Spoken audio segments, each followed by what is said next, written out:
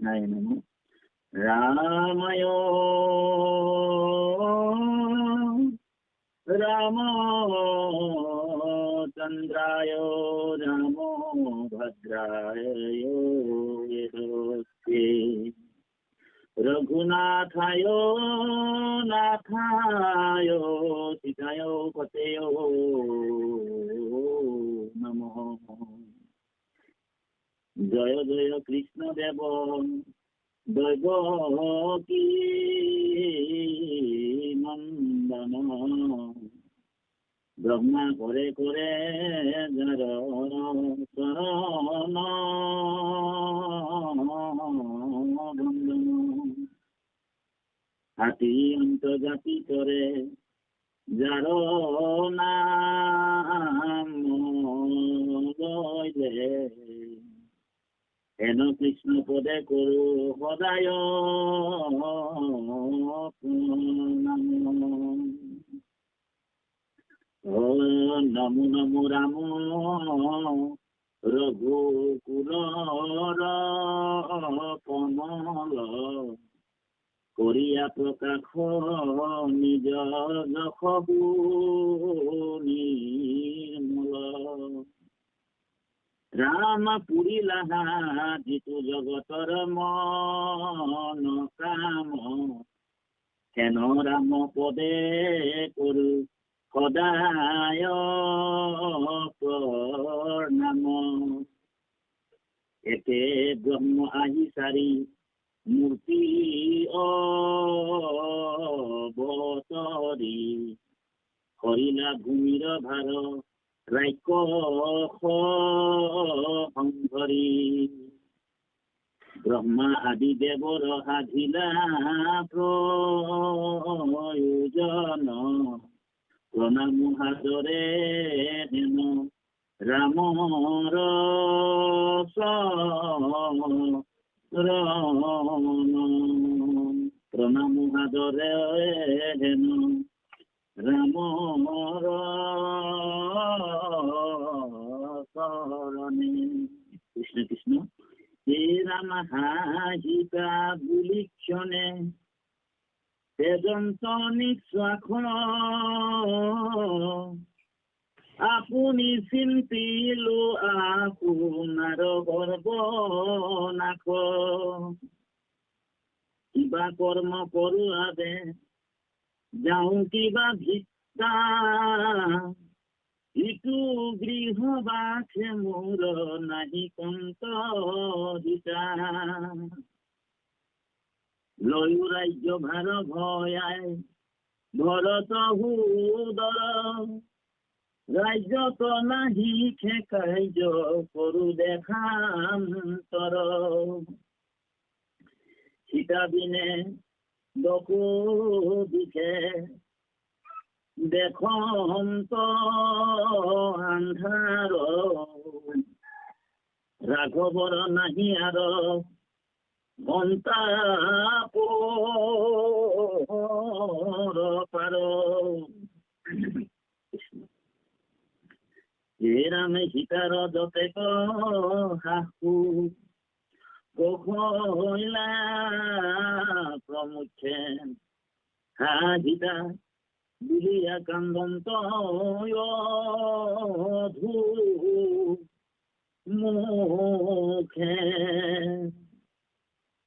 কান্দন্ত আৱৰি আনু নাৰী অসংখ্যাত,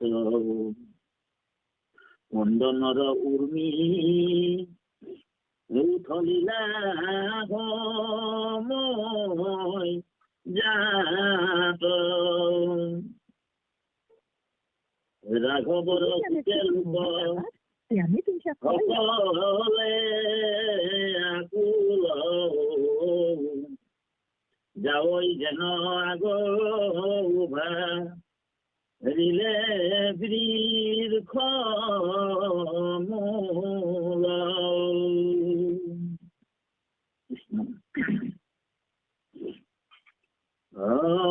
বশিষ্ঠ উঠিয়া পাছে বুলিলা প্ৰবোধ, সবাকে কৰাইলা ঋষি কন্দন,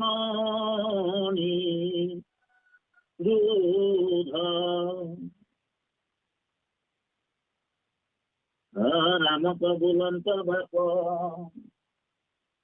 তেজিও সন্তাপ কোনে পাৰে বিধিৰ লিখিত ৰাই বাপ যেন ধৈল তোমাৰ পূৰ্বৰ কৰ্ম ফল সীতাৰ নিমিত্তে তুমি তেজিও বিকল রাম যার যেন অবৈতেক বিবেক সর্বথা উত্তরাখণ্ডর আবে শুনা পাছ কথা কৃষ্ণ কৃষ্ণ পালো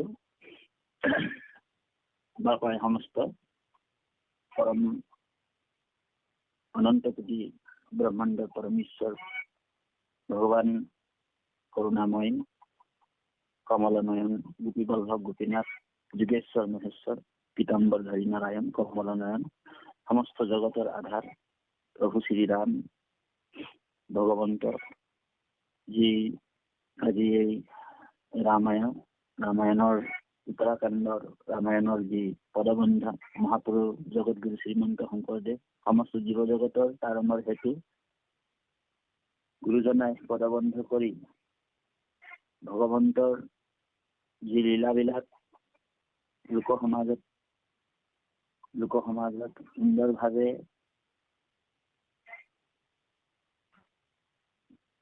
সুন্দৰভাৱে পদবন্ধ কৰি সমস্ত জীৱ জগতৰ কল্যাণৰ হেতু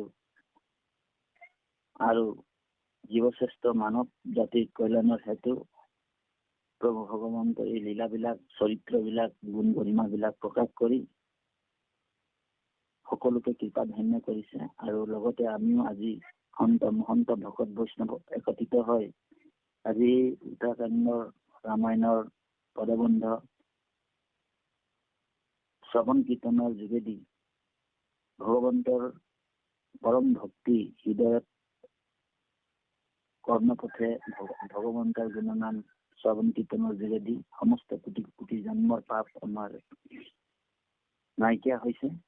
গতিকে আমি সৰ্বপ্ৰথমে যিটো মহামতী গুৰুজনা হৰি ভক্তি দান দিয়া জগতক তাৰিলা সংসাৰৰ সিন্ধু হেন কৃপালু শংকৰ বিনা নাই নাই আন বন্ধু তেনেহেন পৰম গুৰু শ্ৰী চৰণত কোটি কোটি বাৰ ভক্তিপূৰ্ণ সেৱা জনোৱা হৈছে আৰু এই মহান পবিত্ৰ অনুষ্ঠানটোত ভগৱন্তৰ কথা অমৃত পান কৰাত সমস্ত ভকত বৈষ্ণৱ শ্ৰী চৰণ কমলত আমি নতমস্তক আৰু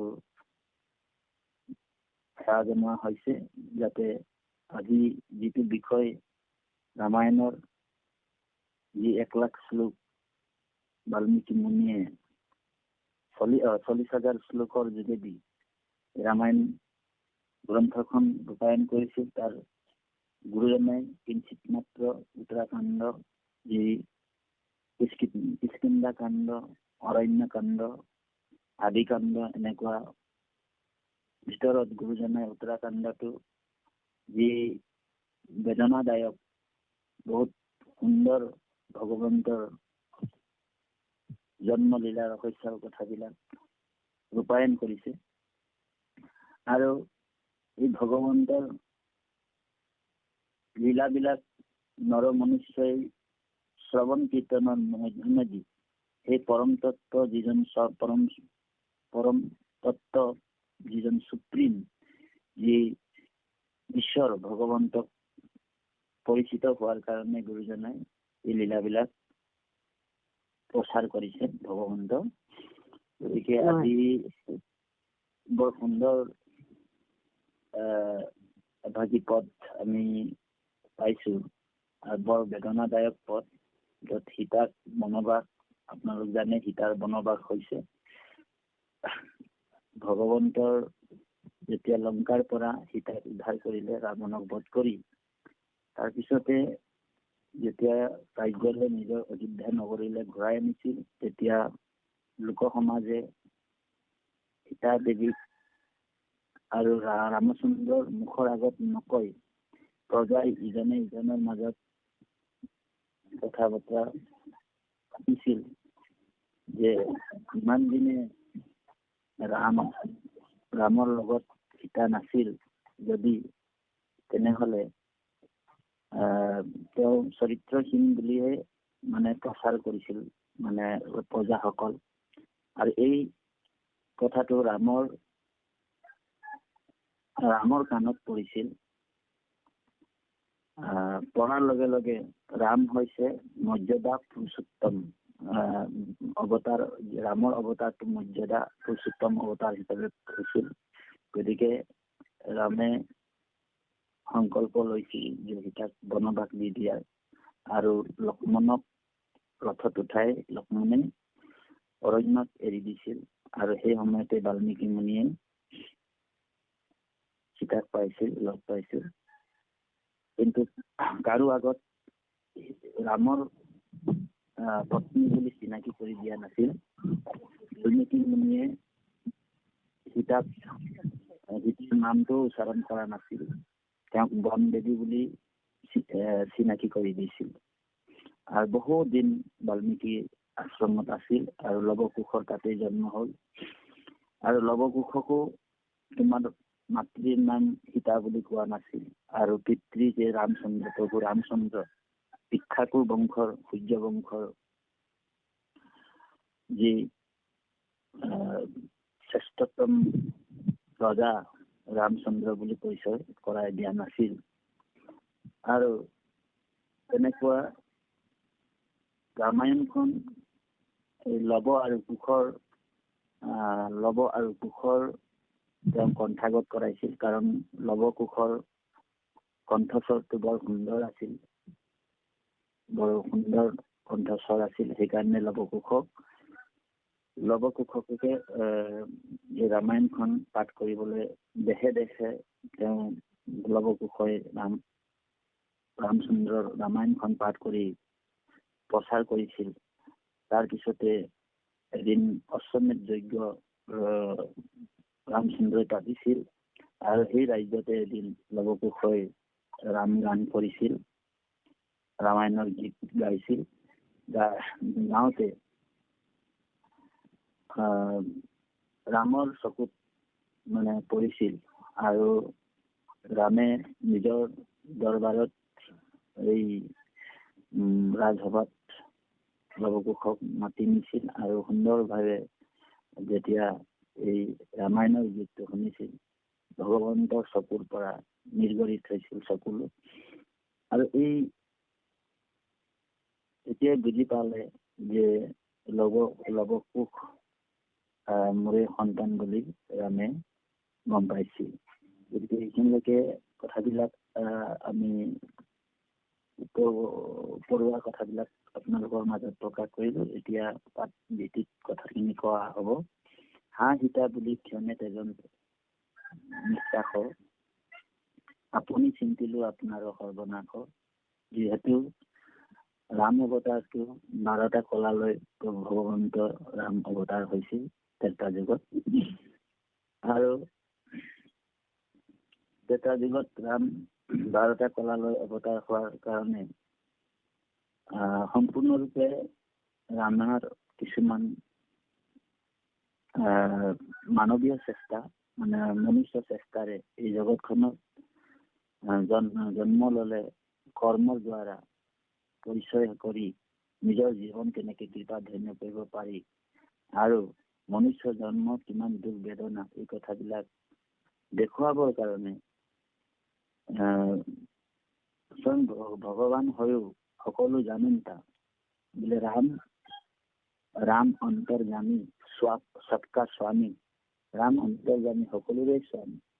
যদিও ভগৱান অন্তৰ্যামী, সকলোৰে স্বামী, সকলো জানন্তা, সৰ্বজানন্ত, সৰ্বজ্ঞ, সৰ্বব্যাপ্ত, সেই ৰামৰো জীৱনত এনেকুৱা প্ৰাৰব্ধ ফলৰ যে যিখিনি হয় মনুষ্য মানে অনুকূল প্ৰতিকূল অৱস্থাত জীৱনৰ কেনেকুৱা বিসংগতি হব পাৰে, এই কথাবিলাককে ব্যকত কৰিবৰ কাৰণে স্বয়ং ভগৱানৰ লীলা যোগেদি তেওঁ দুখ কৰি কৈছে যে হাঁ সীতা বুলি ক্ষণে তেজন্ত নিশ্বাস আপুনি চিন্তিলো আপোনাৰ সৰ্বনাশ কিবা কৰ্ম কৰোৱাবে যাওঁ কোনে ভিতা ইটো গৃহবাসে মোৰ নাহি অন্ত সীতা আৰু সীতাক বনবাস দিয়াৰ পিছত তেওঁৰ মনত বহুত দুখ বেদনা ভৰি পৰিছে আৰু দুই নয়নৰ পৰা ধাৰে বৈ গৈছে চকুৰ ওলাইছে আৰু নিচুকান্ত ধৰি ভাতৃ হবে বাৰে বাৰে আৰু ভাতৃৰ আগচি ধৰি ভাতৃৰ লগতে কান্দিছে ভৰতৰ লগত লৈও ৰাজ্য ভাৰ ভয়া ভৰত সুদূৰ ভাতৃ ভৰতকে ৰাজ্যভাৰটো দিব বিচাৰিছে ৰাজ্যত নাহিকে কাৰ্য আৰু দেহান্ত ৰাজ্যত মোৰ আৰু এই ৰাজ্যত আৰু থাকিম মই কি কৰিম যেতিয়া মোৰ শ্ৰী মানে হৈছে শ্ৰীদেৱী মানে সীতা দেৱীৰ কথা কৈছে সীতা বিনে দশু দিশে দেখন্ত আন্ধাৰ শ্ৰী তত্বৰ নহলে মানে ভগৱন্তে কৈছে পৰম তত্ত্ব আৰু অবিহনে কৈছে যে মই এই ৰাজ্যত থাকি কি কৰিম দশু দিশে চাৰিওফালে আন্ধাৰ ৰাঘৱৰ নাহি আৰু সন্তাপৰ পাৰ তাৰপিছতে কৈছে সীতাৰ যতেক শাহু কৌশল্যা প্ৰমুখ্যে সীতা দেৱীৰ যি আপোনাৰ শাহু মা আছিলে কৌশল্যাকে প্ৰমুখ্য কৰি হা সীতা বুলিয়া কাৰণত অধুমুখে তেওঁলোকো সীতা বিয়োগত কান্দিছে কান্দন্ত আৱৰি আন নাৰী অসংখ্যাত কুৰ্ণনৰ উৰ্মি উথলিল সময় যাতে গোটেই নৰ নাৰী এই অযোধ্যা নগৰী সকলোৱে দুখ প্ৰকাশ কৰি কান্দিছে যিহেতু সীতা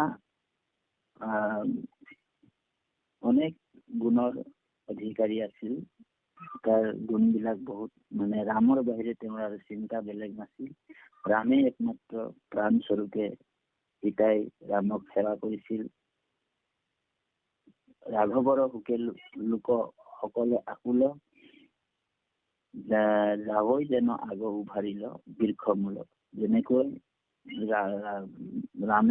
ৰামৰ যোগেদি যেনেকে বৃক্ষমূল উঘালি গলে গছজোপা মৰহি যায় ঠিক তেনেকুৱা দুখ বেদনাত ৰাঘৱে ভাগি পৰিছে বশিষ্ঠ উঠিয়া পাছে আৰু এই কন্দনৰ যিটো বাধা দিবৰ কাৰণে বশিষ্ঠ মুনি নিজে উঠিলে যিহেতু বশিষ্ঠ মুনি কুলগুৰু আছিল আৰু বশিষ্ঠ মুনি উঠি সভাক কৰাইলা ঋষি কন্দনৰ নিৰোধ আৰু সেই কন্দনটো মানে কান্দাটো বাধা দিবৰ কাৰণে বশিষ্ঠ মুনি নিজে উঠিলে ৰামক বুলন্ত বাপতে যিও সন্তাপ তুমি সন্তাপ ত্যাগ কৰা কোনে পাৰে বিধিৰ লিখিত এৰাই ৰাখ যিটো বিধি এইটো কোনেও এৰাব পাৰে গতিকে এই বুলি বশিষ্ঠয়ো মানে বাধা দিছে ৰামক কিন্তু আচলতে বিধিৰ বিধানটো ৰামে নিজেহে লিখে লীলাবিলাক বৰ আচৰিত কাৰণ ৰামক ভজি ভালুক বানৰ ৰাক্ষস তৰিল ৰামক কৰি আহিব গতিকে ভালুক বানৰ ৰাক্ষস সকলোৱে ৰামকে সেৱা কৰি বৈকুণ্ঠ গল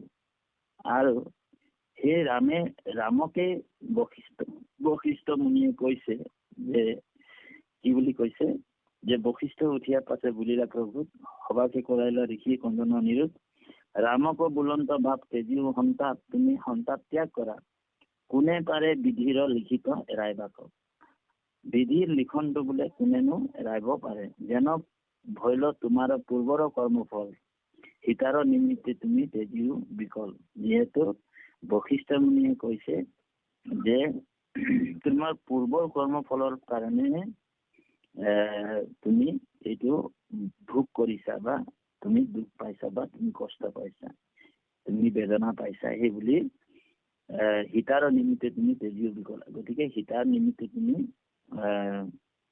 আশ্বাস দিব বিচাৰিছে যে সীতাৰ কাৰণে তুমি দুখ নকৰিবা, যাৰো যেন অৱশ্যকে সুবেক সৰ্বথা, আৰু যাৰ যিটো হব আছে সেইটো নিশ্চিত হবই, গতিকে তুমি তাৰ বাবে দুখ নকৰা বুলি প্ৰকাশ কৰিছে। তাৰপিছত উত্তৰাখণ্ড আবে শুনা পাছৰ কথা। এতিয়া লৱ কুশৰ পৰিচয়।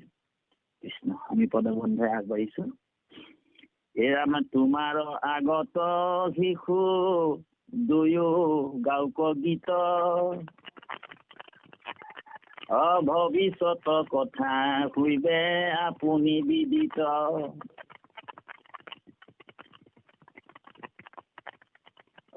ৰাম শুক পৰিহৰি ৰামে ঋষিৰ বচন, তেজিয়া নিশ্বাস বসি লন্ত সিংহাসনে।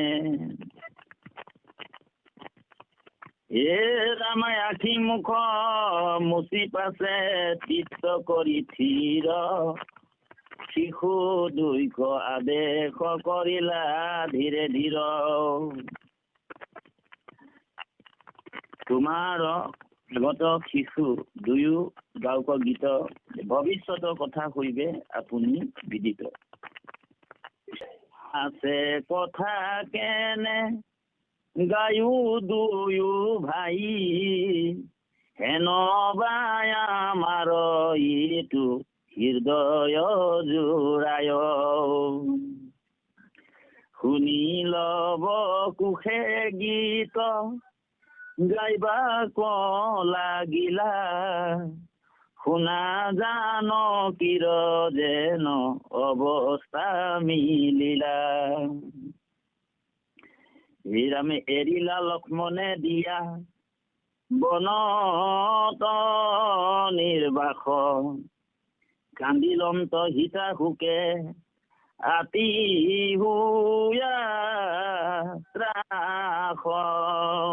গোটেই ৰামায়ণৰ গীতটো যেতিয়া লব আৰু কুশে গাই আছে, তেতিয়া কেনেকনো জানকী মানে সীতা লক্ষ্মণে বনত নিৰ্বাস কান্দিলন্ত সুকে আতি হুয়া ত্ৰাস। কোনোবা জন্মৰ জানকীৰ আছে ভাগ, ফল মূল চাওঁতে বাল্মীকি পাইলা লাগ। অনেক আশ্বাস বুলি বচন প্ৰবন্ধে, আশ্ৰমত নিয়া পুখিলন্ত জীও বুধে। শ্ৰীৰাম তপোবনে আচন্ত দুখিতায়াতি শুই, উপজিল সীতাৰ জগন্নাথ দুই। আৰু বাল্মীকি মুনিৰ আশ্ৰমত ফল মূল খাই বহুত কষ্টেৰে বহুত দুখেৰে তপস্যীৰ বেশ ধৰি সীতা তাত আছিল, আৰু মাটিত শুইছিল সীতা দেৱী, আৰু বহুত কষ্টেৰে তাতে এই দুটি কেঁচুৱা জন্ম দিছিল, এজন লৱ আৰু কুশ। এই কথাটোকে বেদ বেকত কৈছে। তপোবনে আচন্ত দুখিতা আতি শুই, উপজিল সীতাৰ জগন্না সুত দুই। যে কুশ লব নাম থৈলা দুই হস্তৰু ঋষি, ৰামায়ণ গীত ইটো শিকাইলে হৰিষি। ৰামায়ণৰ যি গীত, ৰামায়ণৰ যি গান, গীত কেৱল লৱ আৰু কুশকে উপযুক্ত বুলি ভাবি বাল্মীকি মুনিয়ে সুন্দৰভাৱে তেওঁলোকক শিকাইছিল। আৰু সেই ৰামায়ণৰ গীত গাবলৈ লৱ কুশ ৰামৰ যি ৰাজসভাত আৰম্ভ কৰিছে। এই ৰামায় আমি দুই লৱ কুশ সীতাৰ সন্ততি গাও ৰামায়ণ গীত আজন্ম প্ৰভৃতি। এজন বৰ দুখৰ এটা পৰিতাপৰ বিষয় আৰু জীৱনৰ যি সংকট, জীৱনৰ যি বেদনা, অনেক দুখ লগা এটা দৃশ্য প্ৰকাশ হৈছে। কাৰণ পিতৃ ছাড়া, মাতৃ ছাড়া দুইজন শিশু আহি এজন ৰজাৰ মানে যিহেতু পিতৃৰ লগত পৰিচয় নাই,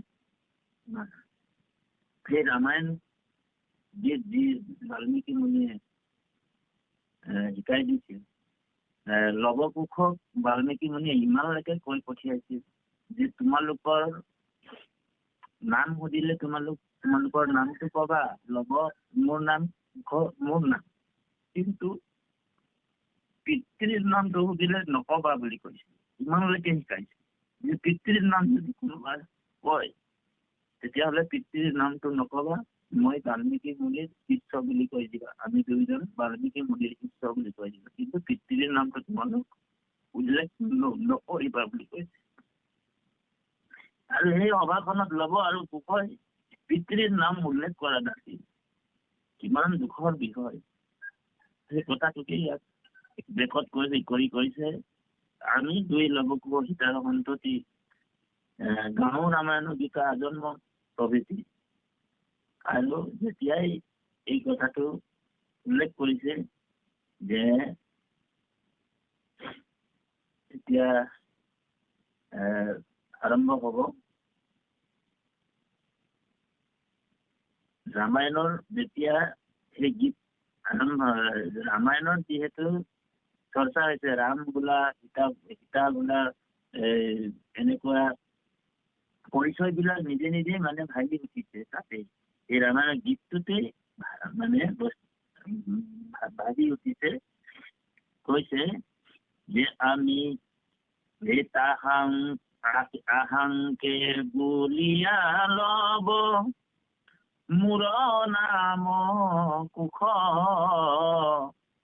সীতাৰ তনয় আমি জানানি ৰং কুশ, মহাৰিষি বাল্মীকিৰ দুয়ো ভয়লা শিষ্য, শুনি সময় যাৰ মহা মিলিল হৰিষ, গীততে জানিল হবে সীতাৰ তনয়, ভালে তোৰা মোৰ বাবে আকৃতি আনয়। আৰু এই গীততে প্ৰকাশ হৈ গৈছে যে সীতা দেৱীৰে দুইজন বালক।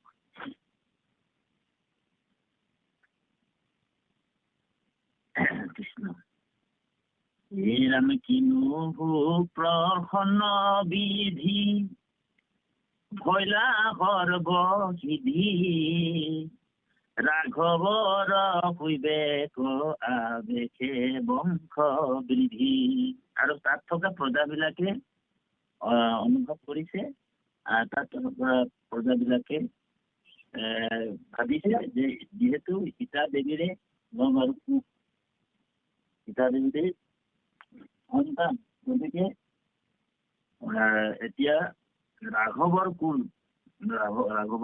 আগবাঢ়িব, যিহেতু দুজন সন্তান হয়। এই কথাটো সম্পূৰ্ণৰূপে গম পাই গল প্ৰজাসকলে।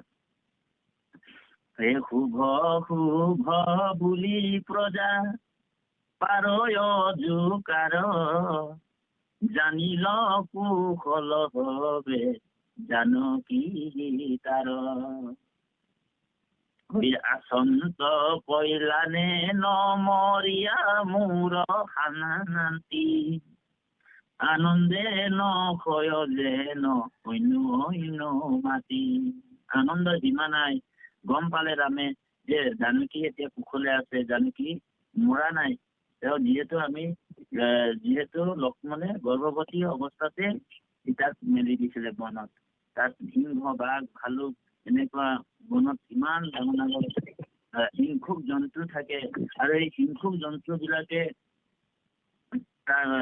সীতাক খাই পেলালে নেকি, মাৰি পেলালে নেকি, এই বুলি সদায় ৰামে ব্যাকুল হৈ যায়, কান্দি কান্দি অস্থিৰ হৈ যায়। কেতিয়াবা কেতিয়াবা মাটিত ঢলি পৰে, মূৰ্ছা যায়, এনেকুৱা সীতাৰ কথা ভাবি ভাবি। আজি এই লৱকুশৰ যোগেদি যেতিয়া কথাখিনি প্ৰকাশ হৈছে, তেতিয়া গম পালে যে যিহেতু সীতা জীৱিত অৱস্থাত আছে বুলি প্ৰত্যয় হৈছে, মানে প্ৰমাণ পাইছে এই গীততে। গতিকে কৈছে যে জয় জয় ৰাঘৱ আচন্ত কইলানে নমৰীয়া মূৰ শান্তি, আনন্দে নহয় যেন অন্য অন্য মাতি। হে ৰাম সকল প্ৰজাৰে মহা মিলিল হৰিষ, জয় জয় ৰাঘৱ ঘোষন্ত দখো দিখ। হে ৰামে জানিলন্ত ইটো মুহুৰ সন্ততি, আনন্দ হিন্দুত নিমন্ত্ৰিলা ৰঘুপতি। তেওঁ আনন্দ যিমান আহে গম পাই গল ৰামে যে এই দুজন মোৰে সন্ততি। আনন্দ হিন্দুত নিমন্ত্ৰিলা ৰঘুপতি। এই ৰাম নিশ্চয়ে জানিলো হবে, সীতাৰ তনয়, সিঁহৰে হৰিৰ দৰ্বে আনন্দ হৃদয়। ৰামৰ হৃদয় গদগদ হল, আৰু দৰ্বে আনন্দ হৃদয়।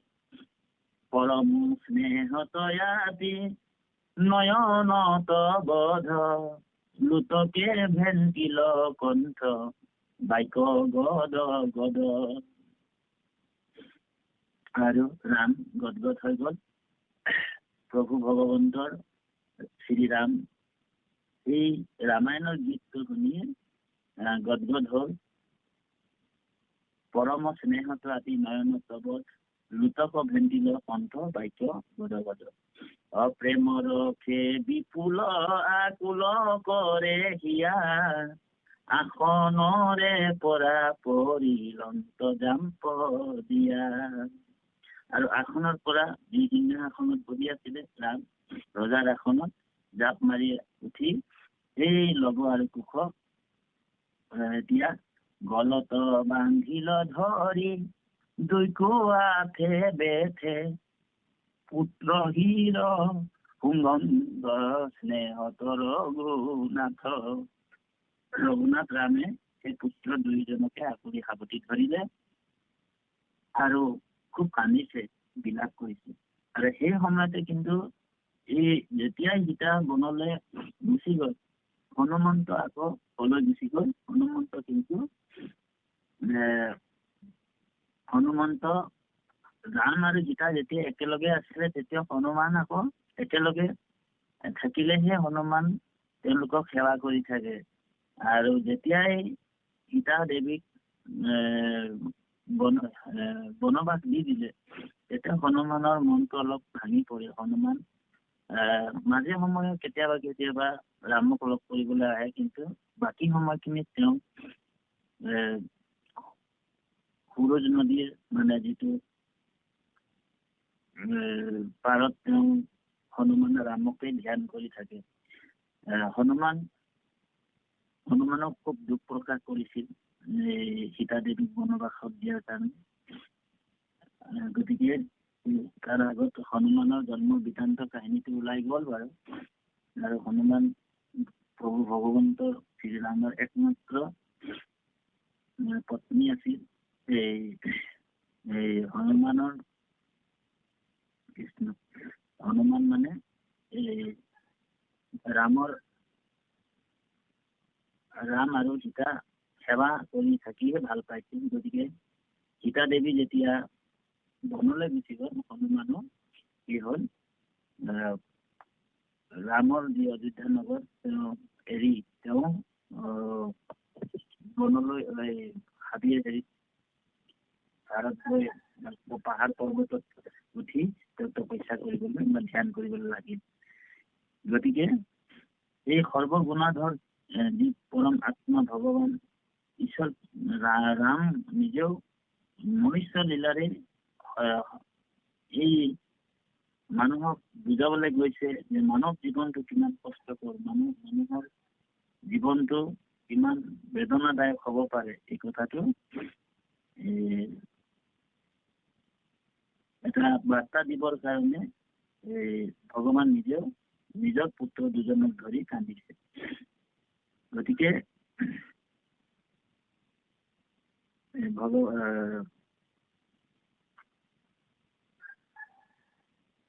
আৰু সীতা দেৱীয়েও খুব বিলাপ কৰিছিল ৰামৰ কাৰণে। দেখিবো দুনাই আৰু ৰাঘৱৰ বোলাইবো ঘৰণী আৰু ৰাঘৱৰ ঘৰে নাই তেবে নাৰী নীলাজ মত পৰে মুখ কৰিবাক আৰু নবৈল ৰাম নুবুলিব কাৰো হবাকে কাতৰ আমাক নিবেক আৰে ৰামে কোন বন্ধে গৰ্ভ হমে তেজিলেক মাৰিবেক প্ৰবন্ধ। গতিকে সীতা দেৱীও খুব দুখ প্ৰকাশ কৰিছিল যে মোক ইমান এতিয়া জানো ৰামে মোক যিহেতু গৰ্ভৱতী অৱস্থাতে মোক ত্যাগ কৰিলে, আৰু জানো দুনাই মোক আৰু এই ৰামে মোক আঁকোৱালি ল'ব, সেই বুলি তেওঁ দুখ কৰিছে। ৰামৰ আমাৰো জানা ভৈল পৰিছেদ, ৰাম আৰু মোৰ পৰিছেদ হৈছে দুৰ্জন বোলে মোক কৰিলা নিকাৰ। দুৰ্জন বুলি মোক মানে ৰামে মোক পৰিহাৰ কৰিলে, মোক ত্যাগ কৰিলে। গতিকে সীতা দেৱীয়ে নিজকে বহুত দুখত ভাগি পৰিছিল। সেইকাৰণে এই ৰাম আৰু সীতাৰ যিটো চৰিত্ৰ, যিসকলে একান্ত ভাৱে শ্ৰৱণ আৰু কীৰ্তন কৰিব, যিহেতু স্বামী অবিহনে এজনী স্ত্ৰীৰ কি অৱস্থা হ'ব পাৰে, এই বিনোদ যি সুন্দৰ এটা ইয়াত ছবি ওলাইছে, যেনেকৈ স্বামী অবিহনে সীতাৰ হৈছে যে স্বামী যজ্ঞ, স্বামী যোগ ধ্যান, স্বপ্নে সচিত্ৰ মই নিচিন্তিলো, সপোনতো মই ৰামৰ বাহিৰে মই আৰু বেলেগক মই চিন্তা নকৰো। তথাপিও মোক ৰামে ইমান খিনি কষ্ট দিলে, ইমান দুখ দিলে, ইমান বেদনা দিলে, তথাপিতো আমাৰতো চিত্ৰ বিহৰিল। কিয় বিধিৰ মানে এনেকুৱা হল, সেইবুলি নিজকেহে মোৰ চাগে কপালতে, মোৰ ভাগ্যতে এইটো লিখা আছে লিখন, সেই বুলিহে দুখ প্ৰকাশ কৰি সীতাই কান্দিছিল। গতিকে তেনেকুৱা এটা সুন্দৰ এটা ছবি ইয়াত দেখুৱাব বিচাৰিছে গুৰুজনে পদবন্ধে। এতিয়া ৰামে নিজৰ পুত্ৰ দুজনক পাই সিংহাসনৰ পৰা জাক মাৰি আহি এই পুত্ৰৰ গলাত ধৰি কান্দিছে। গলত বান্ধিয়া ধৰি দীৰ্ঘ আগে বেঠে পুত্ৰ হিৰ কুমন্ত স্নেহতৰ নাচে। গতিকে সেই ৰামৰ যি তাৰপিছতে পদবন্ধু কি কৈছে, হে ৰাম ধাৰে বহি যায় দুই নয়নৰ নীৰ, পিয়াইলালো তকে লব কুশৰ শৰীৰ। ৰাম বুকুত ধৰিয়া দুই পুত্ৰ কহাৱতী, সিংহাসনত আহি বহিলা উলটি। হে ৰাম মহা স্নেহে ধৰি আহি ঘৰত লক্ষণ, ঘুচাই লন্ত দুইৰো আহি বাকলি বখন। আৰু সেই লব আৰু কুশক ধৰি লক্ষ্মণে আহি তেওঁলোকক পিন্ধি থকা বাকলি বখন সেইখিনি সকলো গুচাই দিব্য অলংকাৰ পিন্ধালে লক্ষ্মণে। পিন্ধাই লন্ত আনি দুইকো দিব অলংকাৰ, কুশলবে কৰিলা পিতৃক নমস্কাৰ। যিহেতু পিতৃ ৰামক লগ পাই সেই পুত্ৰ দুজনো খুব আনন্দিত হৈছে, লব আৰু কুশ আৰু পিতৃক নমস্কাৰ কৰিছে। হে ৰাম পুত্ৰ মুখ সুমন্ত স্নেহত বাৰে বাৰ, বনতে জন্মিলি দুয়ো দুখীয়া কুমাৰ। ভৈলা ঋষি দেখ দুখ পাইলি লাগে মানে, তোমাৰ অনিকাৰ মই পাপীৰ নিদানে।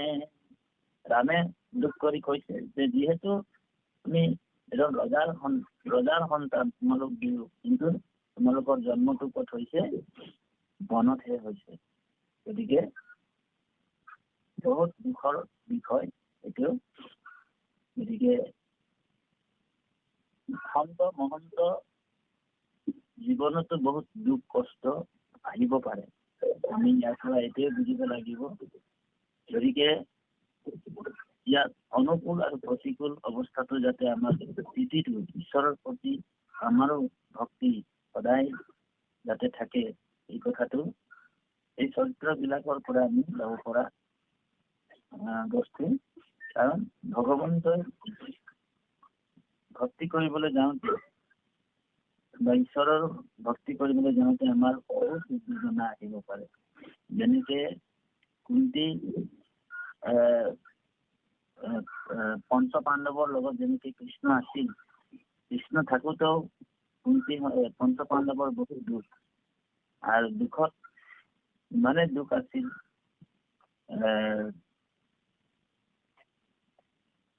প্ৰত্যেকটা মুহূৰ্তত ভগৱান থকাৰ স্বত্তেও পঞ্চ পাণ্ডৱৰ দুখ আছিল। যদিও সেই ভগৱন্তৰ প্ৰতি তেওঁলোকৰ যি আশা, যি ভৰসা এতিয়াও মানে সমান আছিল। তেওঁলোকৰ ভগৱন্তৰ প্ৰতি সম্পূৰ্ণ সুদৃঢ় বিশ্বাস আৰু সুদৃঢ় মানে মহাবিশ্বাসটো উৎপন্ন হৈ আছিল। মহাবিশ্বাস, যি বিশ্বাস কোনোদিনে ঈশ্বৰৰ প্ৰতি তেওঁলোকৰ বিশ্বাসটো কোনোদিনে কম হোৱা নাছিল। কিঞ্চিত মাত্ৰাও যাৰ বিশ্বাসটো ভগৱন্তৰ প্ৰতি কম নহয়, ভগৱন্তই কৈছে এইজন মোৰ প্ৰিয়ৰ পাত্ৰ হয় বুলি কৈছে। আৰু এই হনুমানো ভগৱন্তৰ প্ৰতি সুদৃঢ় বিশ্বাস আৰু বহুত ভক্তি আছিল হনুমান। আৰু হনুমান এতিয়াও পৃথিৱীত আছে বাৰু, সেইকাৰণে হনুমানক 7জন চিৰঞ্জীৱী বুলি কৈছে। 7জন চিৰঞ্জীৱী, সেই চিৰঞ্জীৱী 7জন হৈছে অশ্বত্থামা, বিভীষণ, হনুমান, বলি, ব্যাস আৰু কৃপাচাৰ্য আৰু পৰশুৰাম। এই 7জন হৈছে চিৰঞ্জীৱী, এতিয়াও পৃথিৱীত আছে। সৌভাগ্য যিসকল সৌভাগ্যৱান হয় তেওঁলোকে কেতিয়াবা কেতিয়াবা এই 7জনৰ ভিতৰত দৰ্শনো পাই থাকে পৃথিৱীত। অশ্বত্থামা, বলিৰ ব্যাসো, হনুমন্ত, বিভীষণা, কৃপা, পৰশুৰাম সপ্তয়তে চিৰঞ্জীৱী। এই 7জন চিৰঞ্জীৱী আৰু এতিয়াও পৃথিৱীত এই 7জন আছে। গতিকে এই যে যিটো পুত্ৰৰ প্ৰতি স্নেহ, পুত্ৰৰ প্ৰতি যিটো প্ৰেম, মানে মৰ্যাদা পুৰুষোত্তম ৰাম পুত্ৰৰ প্ৰতি স্নেহ আৰু পুত্ৰৰ প্ৰতি মৰম মনুষ্য চেষ্টাৰে দেখুৱাইছে। তাৰমানে আমি পুত্ৰ সকলৰ প্ৰতি কেনেকে কৃতজ্ঞতা আৰু পুত্ৰসকলে আমাৰ প্ৰতি কেনেকে কৃতজ্ঞতা অৰ্পণ কৰে, সেইটো ইয়াত ফুটি উঠিছে। গতিকে তেওঁলোকক বাকলি বখন এৰুৱাই সুন্দৰ দিব্য অলংকাৰ পিন্ধাইছে। তাৰপিছত কব, এই ৰাম মই বোলো শুইবে প্ৰাণ প্ৰিয়া গৈল মৰি, আজিহে জানিলো মোৰ জীৱই প্ৰাণে চৰি। দুখ পাইবে লাগি আউৰ নৰইল সীতাৰ আকস্মিতে মই পাপি ভুঞ্জাইলো নিকাৰ। ৰামে নিজে কৈছে মই পাপি, মই সীতাক দুখ পাব কি পাব বুলি নাভাবিয়ে মই সীতাক ত্যাগ কৰিলো আৰু ইমান অনেক নিকাৰ ভুঞ্জাইলো বুলি কৈছে। হে ৰামে এহি বুলি মোকামুকি কৰণ কুন্দন লগত কান্দন্ত দুয়ো সীতাৰ নন্দন। ধৰা ধৰি কৰি কান্দিলন্ত পুত বাপে দেখিয়া কান্দন্ত হবে সমাজ সন্তাপে। আৰু দুয়োৰে কান্দন শুনি গোটেই সমাজৰ পুত্ৰ দুইজন আৰু পিতা কন্দন দেখি সকলো সমস্যাৰ ভকত বৈষ্ণৱ প্ৰজা সকলোৱে কান্দিছে। গতিকে এনেকুৱা এটা অৱস্থা তাত প্ৰতিফলিত হৈছে।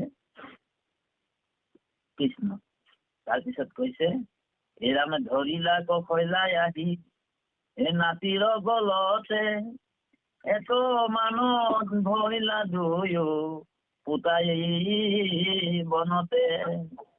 হৰি হৰি বিহাৰী জানকী সুচৰিতা নিকাৰকে লাগি উপজিলি আই সীতা। গতিকে আৰু মাতৃ কখৈলা সকলোৱে যিসকলক তেওঁলোকৰ নাতি দুইজনক ধৰি কান্দিছে, নিকাৰকে লাগি উপজিলি আই সীতা। গতিকে বৰ এটা দুখৰ পৰিৱেশ তাত ফুটি উঠিছে। কৃপালু বাপাই সমস্ত ৰামায়ণৰ অনেক কাহিনীবিলাক আমাৰ জীৱনৰ বহু সুন্দৰ এটা দৰ্শনত মানুহৰ আহে। আৰু ৰামায়ণৰ প্ৰত্যেকটা কাহিনী মানুহৰ জীৱনত সকলো জীৱনত ঘটিত হয়। এটা ৰামায়ণৰ ৰাম আৰু ৰামায়ণখন যাৰ গৃহত থাকে বোলে এই ঘৰত কোনোদিন অশান্তিৰ পৰিৱেশ নহয় বুলি কৈছে। গতিকে এই ৰামায়ণ আমি ৰামায়ণ মানে হৈছে ৰাম ভগৱন্তৰ যেনেকে ভগৱন্তক ৰামক আপুনি ক'ত পাব? ৰামায়ণতে লগ পাব বা ভগৱন্তৰ নামতে ভগৱন্তৰ লগ পোৱা যায়। সেইকাৰণে ৰামস্য নাম ৰূপঞ্চ লীলা ধাম পৰাৎ পৰামন এতৌ চতুষ্টয়ম নিত্যম সচিদানন্দ স্বৰূপা। ভগৱন্ত ৰাম নাম আমি যে লৈছো, আচলতে ৰাম আৰু ৰামতকে ৰাম নামটো শ্ৰেষ্ঠ বুলি কৈছে। সেইকাৰণে যেতিয়া সাগৰ বান্ধিছিল, সাগৰ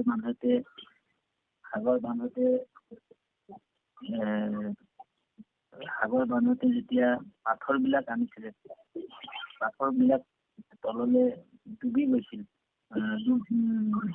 ডুবি যাওঁতে তাত নল আৰু নীলে যেতিয়া ৰাম বুলি লিখিলে, ৰাম লিখি দিলে, তেতিয়া সেই পাথৰ বিলাকো উপঙি গুচি আহিলে। গতিকে ৰাম নামটো ইমান মহত্ব আছে। আমি যদি সেই ৰাম নাম হৃদয়ত সদায় ধাৰণ কৰিব পাৰো, সেইকাৰণে ভগৱন্তৰ স্বভাৱ আৰু প্ৰভাৱ এবাৰ কি হ'ল, আপোনাৰ চিত্ৰকূট বৰ্ণনত আছিলে এইটো।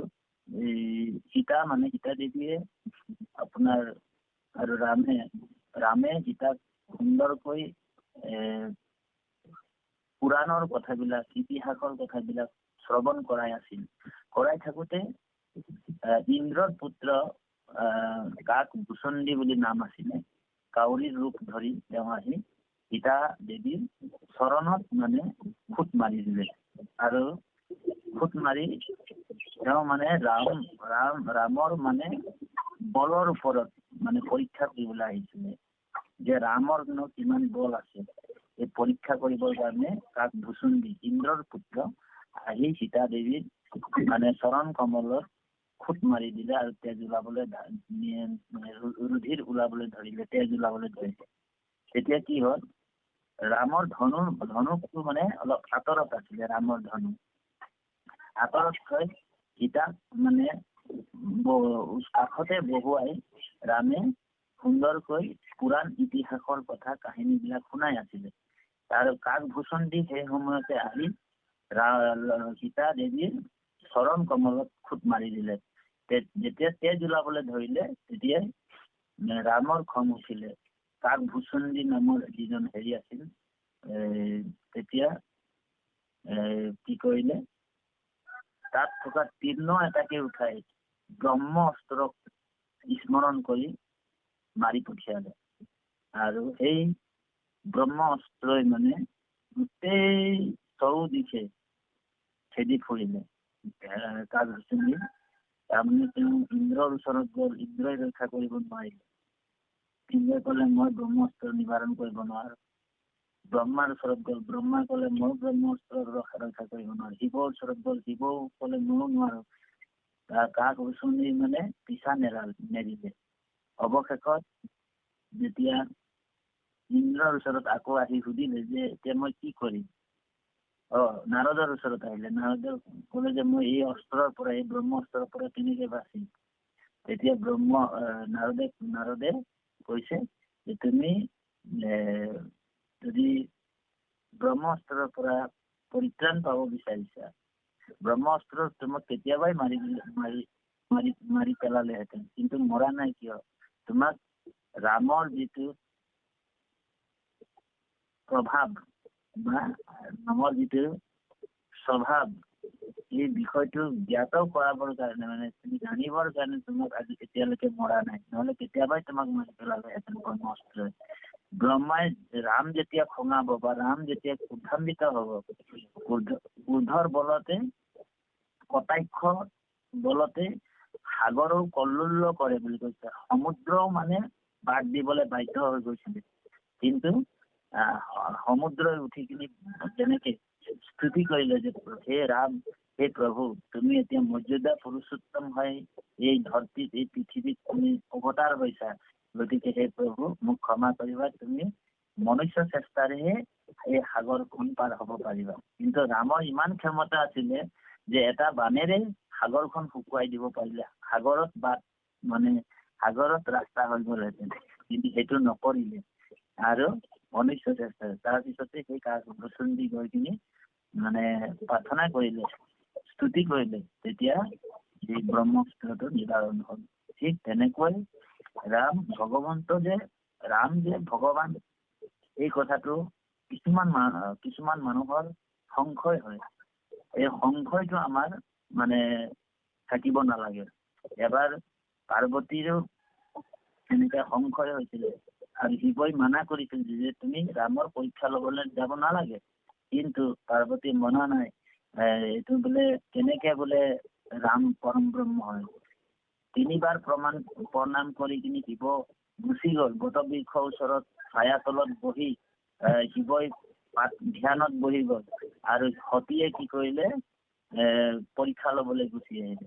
গতিকে ৰাম যে পৰম ব্ৰহ্ম সচিদানন্দ বুলি প্ৰণাম কৰিলে শিৱক, আৰু শিৱৰ কথা নুশুনাৰ কাৰণে সতী